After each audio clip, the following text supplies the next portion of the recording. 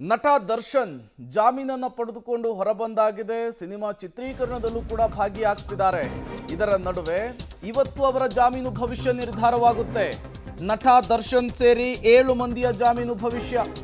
ಸುಪ್ರೀಂನಲ್ಲಿ 7 ಮಂದಿ ಆರೋಪಿಗಳ ಬೇಲ್ ಭವಿಷ್ಯ ಇವತ್ತು ನಿರ್ಧಾರವಾಗುತ್ತೆ. ಕಳೆದ ವಿಚಾರಣೆಯಲ್ಲಿ ಜಾಮೀನಿಗೆ ಅತೃಪ್ತಿಯನ್ನು ಹೊರಹಾಕಿತ್ತು ಸುಪ್ರೀಂ. ಆರೋಪಿಗಳ ಪರ ವಕೀಲರ ವಾದವನ್ನು ಆಲಿಸಿರುವ ಸುಪ್ರೀಂ ಕೋರ್ಟ್ ಜಾಮೀನನ್ನು ಮುಂದುವರಿಸಬೇಕಾ ಅಥವಾ ರದ್ದು ಮಾಡಬೇಕಾ ಅನ್ನೋದರ ಬಗ್ಗೆ ಇವತ್ತು ತೀರ್ಮಾನ ಆಗುತ್ತೆ. ಆ ತೀರ್ಮಾನವಾಗುವ ಮೊದಲು ದರ್ಶನ್ ಪರ ವಕಾಲತ್ತನ್ನು ವಹಿಸಿಕೊಂಡಿರುವಂತಹ ಹಿರಿಯ ವಕೀಲರು ಕಪಿಲ್ ಸಿಬಲ್ ದರ್ಶನ್ ಅವರಿಗೆ ಯಾಕಾಗಿ ಜಾಮೀನನ್ನು ಮುಂದುವರಿಸಬೇಕು ಅಂಥೇಳಿ ವಾದವನ್ನು ಮಂಡಿಸ್ತಾರೆ. ಅವರ ಆರ್ಗ್ಯೂನ ಬೇಸ್ನಲ್ಲಿ ಇವತ್ತಿನ ಆದೇಶ ಹೊರಬೀಳುವಂತಹ ಸಾಧ್ಯತೆ ಇದೆ.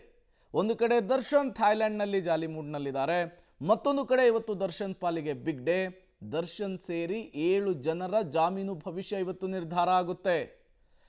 ಹಾಗಾಗಿ ಇವತ್ತಿನ ಬೆಳವಣಿಗೆಗಳು ತುಂಬ ಕುತೂಹಲಕ್ಕಂತೂ ಕಾರಣವಾಗ್ತಾ ಇದೆ. ಈಗ ಎಲ್ಲರ ಚಿತ್ತ ಸುಪ್ರೀಂ ಕೋರ್ಟ್ ಹತ್ತ ನೆಟ್ಟಿದೆ. ಹಾಗಾದರೆ ದರ್ಶನ್ ಬೇಲ್ ಭವಿಷ್ಯ ಏನಾಗಬಹುದು? ಬಂಧನದ ಬಳಿಕ memo of grounds of arrest ಅನ್ನು ಒದಗಿಸಬೇಕು. ಆದರೆ ಇದನ್ನು ಒದಗಿಸುವಲ್ಲಿ ಬಹಳಷ್ಟು ವಿಳಂಬವಾಗಿದೆ ಅನ್ನುವಂತಹ ವಿಚಾರ. ಆರೋಪಿಗಳ ಬಂಧನದ ವೇಳೆ ಕೋರ್ಟ್ ಸಾಕ್ಷಿಗಳ ಹಾಜರಿ, ತಾವು ಯಾಕೆ ಮೆಮೊಗೆ ಸಹಿ ಹಾಕಿದ್ವಿ ಎಂಬುದರ ಬಗ್ಗೆ ಏನನ್ನೂ ಕೂಡ ಹೇಳಲಿಲ್ಲ. ತನಿಖಾಧಿಕಾರಿಗಳ ಮುಂದೆ ದಾಖಲಿಸಿರುವ ಹೇಳಿಕೆಯಲ್ಲಿ ಯಾವ ಅಂಶವೂ ಕೂಡ ಇರಲಿಲ್ಲ. ಪ್ರಕರಣದಲ್ಲಿ ಸಾಕ್ಷಿಗಳ ಹೇಳಿಕೆಯನ್ನು ವಿಳಂಬವಾಗಿ ದಾಖಲಿಸುವಂತಹ ಕೆಲಸವನ್ನು ತನಿಖಾಧಿಕಾರಿ ಮಾಡಿದ್ದಾರೆ.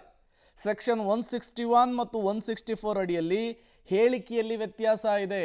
161 ತನಿಖಾಧಿಕಾರಿಯ ಮುಂದೆ, 164 ಸ್ಟೇಟ್ಮೆಂಟ್ ನ್ಯಾಯಾಧೀಶರ ಮುಂದೆ ಕೊಡಿಸುವಂತಹ ಹೇಳಿಕೆ. ತನಿಖಾಧಿಕಾರಿ ಮತ್ತು ನ್ಯಾಯಾಧೀಶರ ಮುಂದೆ ಸಾಕ್ಷಿಗಳು ನೀಡಿದಂತಹ ಹೇಳಿಕೆಯಲ್ಲಿ ಡಿಫರೆನ್ಸ್ ಕಾಣಿಸ್ತಾ ಇದೆ, ವ್ಯತ್ಯಾಸಗಳು ಕಂಡು ಬರ್ತಾ ಇದೆ. ಹಾಗಾಗಿ ಚಾರ್ಜ್ ಶೀಟ್ನಲ್ಲಿ ಅಂದರೆ ದೋಷಾರೋಪ ಪಟ್ಟಿಯಲ್ಲಿ 262 ಸಾಕ್ಷಿಗಳನ್ನು ಪ್ರಾಸಿಕ್ಯೂಷನ್ ತೋರಿಸಿದೆ. 13 ಪುಟಗಳಲ್ಲಿ ಅಥವಾ 13 ಸಂಪುಟಗಳಲ್ಲಿ 587 ದಾಖಲೆಗಳನ್ನು ತನಿಖಾಧಿಕಾರಿಗಳು ಸಬ್ಮಿಟ್ ಮಾಡಿದ್ದಾರೆ. ಶೀಘ್ರದಲ್ಲಿಯೇ ವಿಚಾರಣೆಯನ್ನು ನ್ಯಾಯಾಲಯ ಪೂರ್ಣಗೊಳಿಸುವಂತಹ ಸಾಧ್ಯತೆ ಕೂಡ ಕಡಿಮೆ ಇದೆ. ಈಗಾಗಲೇ ಆರೋಪಿಗಳು ತನಿಖೆಗೆ ಸಾಕಷ್ಟು ಸಹಕರಿಸಿದ್ದಾರೆ, ಹೇಳ್ದಾಗೆಲ್ಲ ಬಂದಿದ್ದಾರೆ. ನ್ಯಾಯಾಂಗ ಬಂಧನದಲ್ಲಿತ್ಕೊಂಡು ತನಿಖೆಗೂ ಕೂಡ ಸಹಕಾರವನ್ನು ಕೊಟ್ಟಿದ್ದಾರೆ. ಈಗ ವಿಚಾರಣೆಗೂ ಕೂಡ ಸಹಕರಿಸ್ತಾ ಇದ್ದು ಜಾಮೀನನ್ನು ರದ್ದು ಮಾಡುವಂತಹ ಅಗತ್ಯತೆ ಇಲ್ಲ ಅಂಥೇಳಿ ಇವತ್ತು ಕಪಿಲ್ ಸಿಬಲ್ ದರ್ಶನ್ ಪರವಾಗಿ ವಾದವನ್ನು ಮಂಡಿಸುವಂತಹ ಚಾನ್ಸಸ್ ಇದೆ. ಆರೋಪಿಗಳ ಪರ ವಕೀಲರು ಸುಪ್ರೀಂನಲ್ಲಿ ಇದೇ ಅಂಶಗಳನ್ನು ಇಟ್ಕೊಂಡು ವಾದಿಸಬಹುದು ಅಂತ ಕೂಡ ಹೇಳಲಾಗ್ತಾ ಇದೆ. ಬಟ್ ಆರೋಪಿಗಳ ಪರ ವಕೀಲರ ವಾದಕ್ಕೆ ಸುಪ್ರೀಂ ಕೋರ್ಟ್ನಲ್ಲಿ ಮನ್ನಣೆ ಸಿಗುತ್ತಾ? ದರ್ಶನ್ ಅವರ ಜಾಮೀನು ಮುಂದುವರಿಯುತ್ತಾ ಅನ್ನೋದೇ ಈಗಿರುವಂತಹ ಕುತೂಹಲ.